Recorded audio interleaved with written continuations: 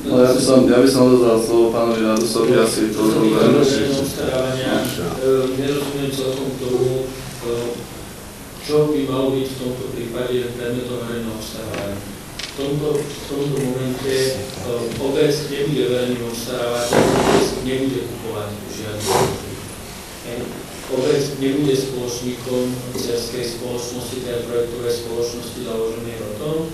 Obec neposkytuje žiadne finančné prostriedky ROTu na to, alebo tej dcerskej spoločnosti na to, aby sa niečo realizovalo.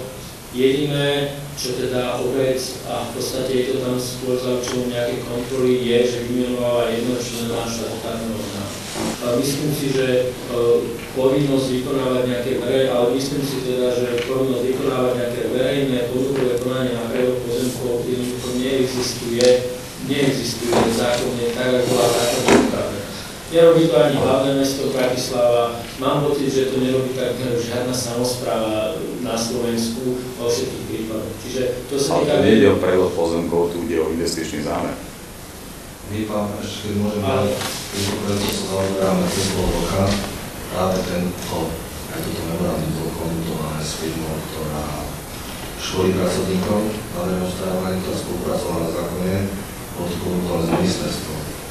Ide tu preto je to aj v tom uznesení, je to jednoznačne o zmluvu zámenu pozemkov za budovu. To znamená, ako pán Rado sa uvedol, nenakladá sa ani s jedným centom alebo korunou postavom verejných prostriedkov, takže absolútne vylúčené na verejnom obstarávaní. Projekcia ide do súkromných peňazí, všetka, či schválite alebo neschválite ten konečný záver aj občanmi, takže naozaj, je to skonzultované, tak je to hovorím, že je to obecný pozemok, teda a pozemky v správe obce.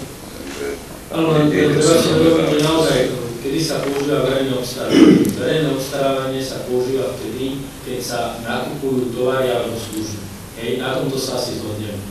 A tu ja nevidím, že by obec, že by obec išla priamo niečo nakupovať, alebo že by obec poskytovala peniaze na to, aby sa niečo nakupovalo. Čiže naozaj nevidím tú nejakú povinnosť použiť zákon o verejnom obstarávaní